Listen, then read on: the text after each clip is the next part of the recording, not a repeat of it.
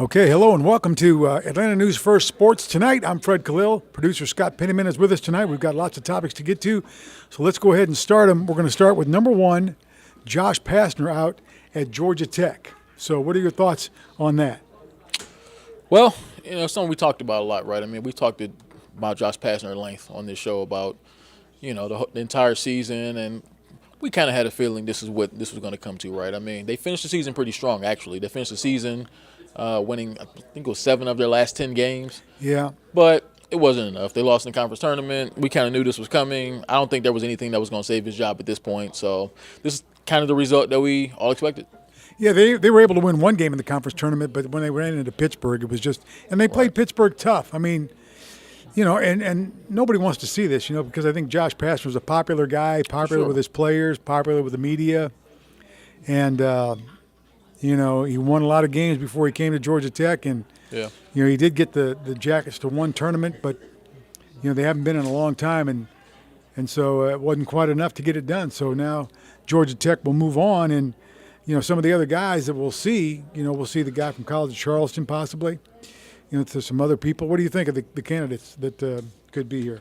Hey, we talked about it the other day. I mean, my guy, like I said, if you really want to think about Abdur-Rahim. Yeah, I mean, if you really want to think about what would be the perfect fit for this, I mean, if you just go 20 minutes north, 30 minutes north up to Kennesaw, there's a team who's getting ready to play in the NCAA tournament this week, and they're coached by a guy who has worked at Georgia Tech, and that's Abdur-Rahim. Right, yeah. I mean, he's obviously from the Atlanta area, lots of ties around the area. If you're looking for a guy who would just be dedicated to the job, has good local contacts with high school coaches, and can build a program, look no further than Abdur-Rahim. I mean, that's kind of what he did at Kennesaw State. I've talked to him several times. He seems like he totally knows what it takes to build a program. Oh, he does. There's no doubt about that. It's just at Georgia Tech, it's a different animal. Sure. I mean, because it's an engineering school, although I look at Purdue and they're number one, they spent some time at number one in the country, but I'm not going to get into that discussion tonight. But, it is a different animal. It is tougher to recruit at Georgia Tech. But, people have done it in the past, and I don't know if they can do it again, but Amir could probably be the guy who could do it. Yeah, I mean, I think in order to make a job like that good, you have to be able to recruit pretty much – you have to be able to recruit Atlanta and the Georgia area well if you're going to be successful at Georgia Tech, right? Yeah. So I think he's a guy who has those connections within the area. I mean, there's some academic challenges, I think, with Georgia Tech that don't exist at other schools that make the job tougher. But when you look at, guys in the Tech was a hot basketball school in the early 90s with guys like Kenny Anderson and Lethal Weapon 3, 1990 Final Four. Exactly. They went to the 2005 National Championship game. Paul Hewitt was the coach then. Bobby Cremins was the coach of the first time they went to the Final Four in 1990. And Bobby always had one stellar, outstanding, number one big-time recruit. Now in 1990 he had the Lethal Weapon 3 where he had Tommy Hammonds, he had Dennis Scott. Yeah, for sure. He had Kenny Anderson. Those guys were loaded, but I think it was 94, 95 when they went to the Sweet 16, they had Stephon Marbury, an outstanding player. So I mean, they've had some ballers over the years. A lot of them. Yeah, you bet. Even James Forrest. They've had a lot of ACC MVPs. Right, and just even more recently, guys like Chris Bosh. Iman Shumpert played there. So I mean, they've had recent NBA players that have had success. So you can have success at Georgia Tech. It takes someone to be able to, like I said, you have to be able to recruit the area strong. You have to be able to have those sort of contacts and everything like that, and you have to be able to understand what it takes to build a program. That's why Amir's my guy. I mean, Kennesaw State, I look at Kennesaw State, one win 4 years ago, and now they're in the NCAA tournament. Yeah, so I think that, Josh Pastner got 7 seasons. I mean, that's he definitely got an opportunity there to prove what he can do. I mean, 7 years, only one NCAA tournament appearance. I mean, we can't sit here and say Josh Pastner didn't get his opportunity. He did. He got his opportunity. There's no doubt about that. I don't argue that at all. Yeah, for sure. And I think Amir should get an opportunity as well. I mean, he knows Georgia Tech, having worked there. He's from this area, so he knows, you really don't have to get out of your car to recruit. I mean, you can drive anywhere and get a lot of good players in this area. He worked at Georgia Tech for a year. So he knows what happens there. He knows how to do the institute. Right. Knows how to work it. And for a guy like that, that's kind of like the ultimate job, right? I mean, like a lot of people have from aspirations. Here, right? Wheeler High School. Right. And when you're from here, it's a different level of dedication. I mean, sometimes you recruit guys at Georgia Tech and they really don't have a commitment to the area, so their eyes are probably on another job. A guy like Abdur-Rahim, I mean, that is the kind of job. I mean, UGA or Georgia Tech, I mean, right. When you're from the area, those are your dream jobs. And that's why I don't know that that's the case with him personally, but I mean, you would think a guy who's raised in the area, spent so much time around the area, worked at the school, that would be his target job. So that's why I'm all for Coach Abdur-Rahim being the next head coach of Georgia Tech. Okay, here we go. How about which team from our state will be back first of what we know as the Big Two? Georgia or Georgia Tech? Mike White at Georgia doing a good job. So who's back first? Wow, that's kind of hard. I mean, I guess the easy answer would be Georgia, just because they already have their program in place, and Coach they have White, their coach. Yeah, that's right. He already has things going, But we'll see what Georgia Tech does. I mean, if they make the right hire, the right kind of hire, then I mean, they could really shoot up fast. I mean, they could be, they can kind of turn things around. But I think if you're just looking at the stability that UGA has in place, at least they have a coach. He's been in place for a year. He's put his program in place. So I guess you would have to say Georgia, but who knows, right? Well, here's the thing, too. I mean, with basketball, all it takes is like one, maybe two guys. For sure. And you're right back, Yeah. You're right back in the mix. Yeah. And like I said with Stephon Marbury, he brought Stephon Marbury in, boom, Sweet 16. I mean, he had support, but not big name support. Not right. Big 5 stars. You get one guy, I think you're going to do really well. One or two guys would be great. Yeah. So, I mean, I'm just looking at, it's all about who Georgia Tech hires, and it's all about bringing that together. If they make the right hire, if they make the right choice to be the coach, then they can jump up. And the ACC is a tough conference too. Oh, just keep that in mind too. Both conferences are pretty tough, ACC and SEC. So from that standpoint, who knows? But you've got legends that have gone away. There's no more Coach K. There's no more. True. Roy Williams. Both those guys are gone now and retired. So. And boy, did Duke shoot down fast after Coach K left. Right. So I mean, there's some opportunity there, I guess, right. as we would say. Right. Okay, so who wins it all this year? We've got our top seeds: Kansas, Houston, Alabama, and UCLA. Those are the top seeds. Purdue is in there at a 2 seed. Yeah. All right, projected. These are all projected because Selection Sunday is coming up this week on Sunday, 6 o'clock on CBS and Atlanta News First. So we hope that you join us for that. So that'll be huge. The 2 seed line has Purdue, Texas, Baylor, Arizona projected. So who wins it this year? Who comes out of there? I'm going to go with a kind of like a dark horse, but not really. But, I mean, it seems like Kentucky's starting to play some pretty good ball late in the season. I mean, I think they'll probably go in by like a number 3 or 4 seed. You think they'll go in 3 or 4? Kentucky? I don't think so, man. I don't know. You think they're going in lower? If they go in at all, yeah, I think they're going. They're 25-10, right? This year, and then the record 24-10. Yeah, well, then I mean Kentucky, obviously, because they're Kentucky, they'll get in. Right. But I don't see them being a top 4 seed.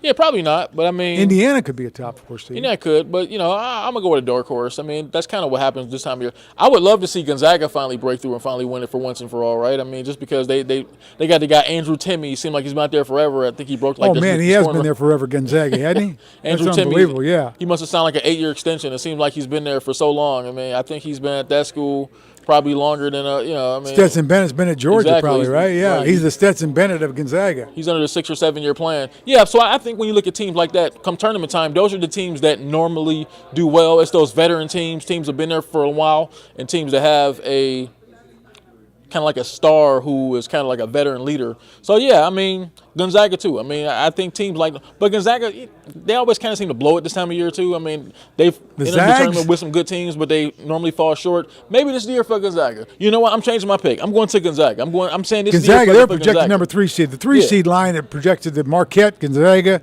Kansas State, and Xavier. Don't count out those Musketeers, man. I'm gonna go with Gonzaga. All for one and one for all. Yeah.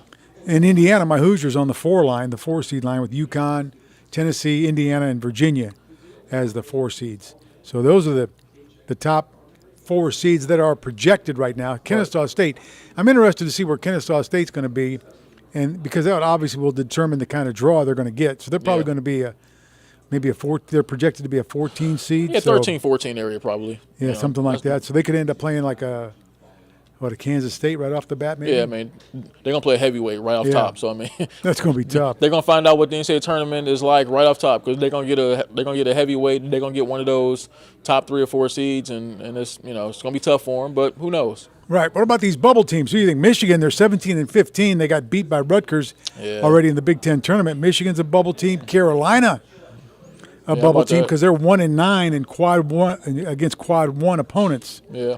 So Oklahoma State 18-15 overall, 13-15 against top 3 quadrants. All these quadrants and quad 1, quad 3. So Michigan, North Carolina, and Ohio State on the bubble. Which one of those guys gets in?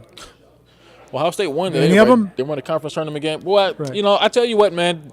You probably don't want to let North Carolina get in, right? I mean, they made the championship game last year, and they kind of had a disappointing season this year. I mean, just how bad would it be to be a number one overall seed number and one overall? Play them? Well, they came into the season as the number one overall ranked team, and to not make the NCAA tournament would be kind of embarrassing. I mean, Hubert Davis, he did a really good job last year, but this year it's kind of been tough sledding. So, but I tell you what, though, I mean, don't let them get in, though, right? I mean, because if you let a team like that get in, they can get hot and they could rack together a few games. So I would love to see North Carolina get in, and even Michigan with Juwan Howard. I mean, they kind of had a step back type season this year, too. 17-15. So they got beat by Rutgers already in the Big Ten tournament. So it's going to be tough. It's going to be tough. To take a Michigan team, excuse me. Yeah. I don't think they're getting in. I mean, if you're 17-15 and you lose the first conference tournament game, I think you can kind of kiss the tournament goodbye. They'll be in an NIT playing against Cornell or something, like one of those NIT matchups that you watch on a Tuesday night. It'll be like Michigan against some at home, playing at home. Yeah, exactly. Yeah. I think that's where they're headed. So. Well, you never know. Virginia is a team that's really kind of intriguing to me. I mean, that's a team that was rolling hot, early in the year. Now they're projected to be a 4 seed along with Indiana, Tennessee, and UConn on the 4 seed line. So those 4 teams are pretty good. Now, I think any of those 4 teams could do some damage. Yeah. If anybody can do damage. Always watch out for Virginia, too. I mean, they have a championship coach and Tony Bennett. So, I mean, they've been there and done that before a few years back. They won a championship. They're always pretty tournament tough. So, yeah, watch out for Virginia, too. I mean, that's also one of those teams that you don't want to sleep on.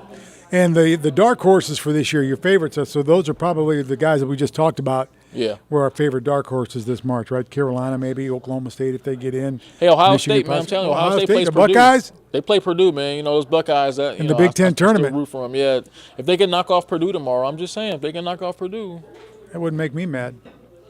They could be one of those teams. It'd be interesting to see if Ohio State can do that. Then they could be one of those teams that could make a little noise. Yeah, we'll see. Yeah. All right, so finally now, as we move down, how do we do this? Do we move down? I don't know how to do this on the thing, on the cursor. I'll get to our next topic. Next topic, okay, is what's on your mind? What's on your mind? Oh, man. NFL, man. How about that trade, huh? Number 1 overall pick, the Bears. The Bears trade the number 1 overall pick, right? Yeah. They swapped number 1 picks. It's kind of swapped number 1. So they moved down to number 9 this year. With Carolina? Yeah. And the first round pick next year. Panthers go up to number 1. Yeah. So Panthers go up to number 1. Yeah. So essentially 2 number 1s and 2 number 2s. So they could, and then they get DJ Moore. The Bears get DJ Moore. Yeah, right? they got DJ Moore too. So they get some help for Justin Fields Absolutely. there. So now the Panthers obviously on the clock to pick the quarterback of the future for Carolina. Yeah. And that's got to be Bryce Young, right? I mean, you'd think it would be Bryce Young, right? Yeah. Bryce Young or C.J. Stroud, one of those 2 guys. They're projected to go. Yeah, look. 2 guys, right? I mean, I've heard Bryce Young, some people compare him to Patrick Mahomes with the ability that he's able to, I think does he have the cannon, though, that Mahomes has? Mahomes got that baseball cannon, man. By all accounts, Bryce Young is a guy who can make all the throws. I mean, we've seen him. He's had tremendous success at Alabama. He doesn't. The only thing is, I mean, if Bryce Young was 6'3", he would be the hands down number 1 overall pick in the draft. But it's the fact that he's kind of small. He's only 5'10". He's skinny like Fred Campagna. Barely even gets to 200 pounds. What you got for you, say, Fred? If I could hit a curveball, I'd be playing left field for the Red Sox. So, There we go. Yeah, why not? No, well, I'm just saying, man. Look, I mean, he's only 5'10", right? So I mean, I think everything. If Bryce Young was 6'3", he would be the number 1 overall pick, hands down. We all know that. We all understand that. The reason why there's some question is because he's only 5'10", barely even. I don't think he's even 200 pounds, right? So he's a small guy. So right. it seems He's like take some shots, right? So it seems like a risk to to put all your eggs in that basket for a short quarterback, but he's no ordinary short quarterback. I mean, he can make all the throws. I mean, some of the analysts compare him to be, they would say if he was 6'3", he would draw comparisons to Patrick Mahomes. So I think if you feel if he was 6'3", yeah, true, right, right, but he's not. Right, that's true. But in today's NFL, look at how these teams go, right? They run a lot of spread. They run a lot of spread formations. They do. They spread a quarterback out. So I don't think being a short quarterback is as much of a liability as it used to be. Do we have a pen somewhere? Because I'm going to show you. Coach Corso used to tell us, Lee Corso. Yeah. I was a walk-on who got carried off for Lee Corso. There's your pen. Right? Coach Corso used There's to say, pen. you know what? You know why they run the option in college? Why is okay? that? So can you see that? Okay, that's the 5-man front or 3-man front, whatever you want to call it. In college, he goes, you know why they don't run the option in the pros? Why is that? Because the end is that big. Come and on, he crushes man. the quarterback. Come on. Every play. Come on. That's why they don't run it like that in the pros. Come on, So Fred. Are you saying you don't like the fact that he's 5'10"? I'm just saying, they bring somebody down off the edge. They have the potential to crush the guy. All right. Look, I'm just going to tell you. I mean, does he weigh a $180?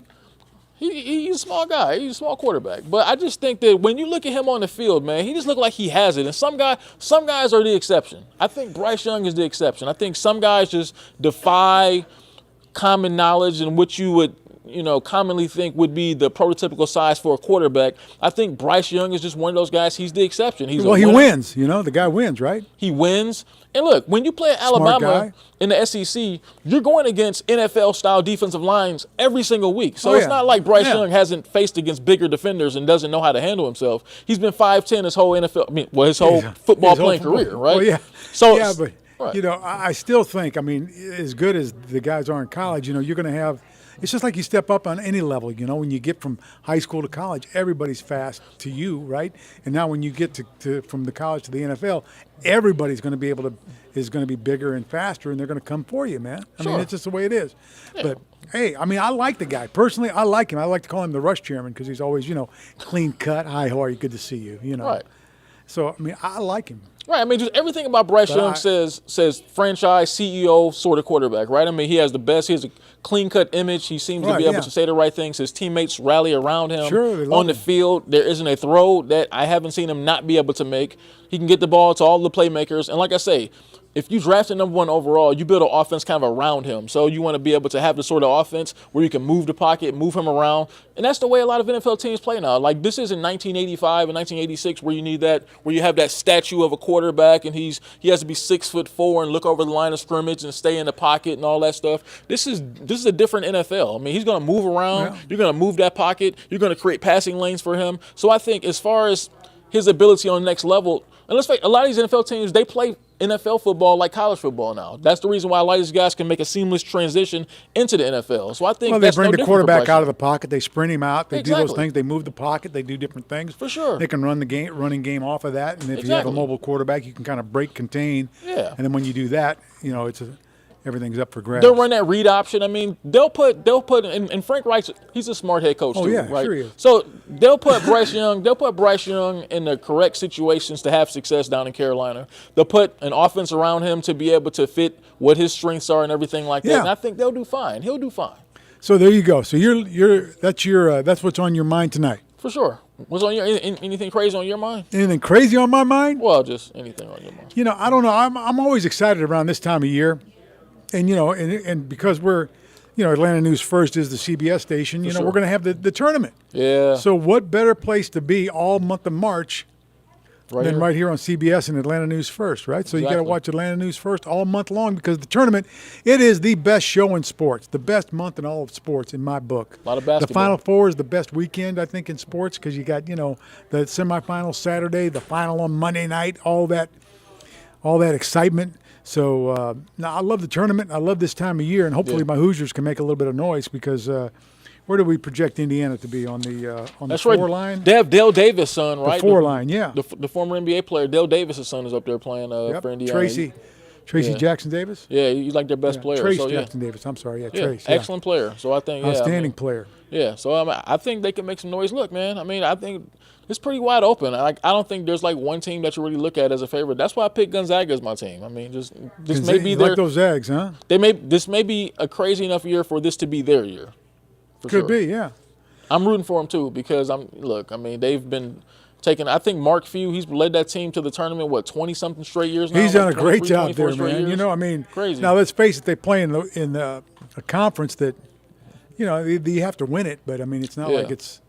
You know, the gauntlet. It's not like they're going through. But I think Gonzaga's at a point now where they'll, you know. Oh no, they're good. I mean, they deserve to be there. I'm not. They'll get automatic bid. I'm not denying that. They would have gotten that large bid anyway. Right, they would get that large bid because they've established themselves as a top their past program. record. Yeah, there's no doubt. For sure. So that's it. That's we're almost out of time, I think, aren't we? Close to being out of time. Okay, we get the wrap up. How about that? We've killed the time here. That's it. Thanks so much for joining us. Oh, he got shocked on Atlanta News First Sports Tonight. Thanks so much for joining us, and we'll see you on Monday. Have a great weekend. Bryce Young, for number one. No.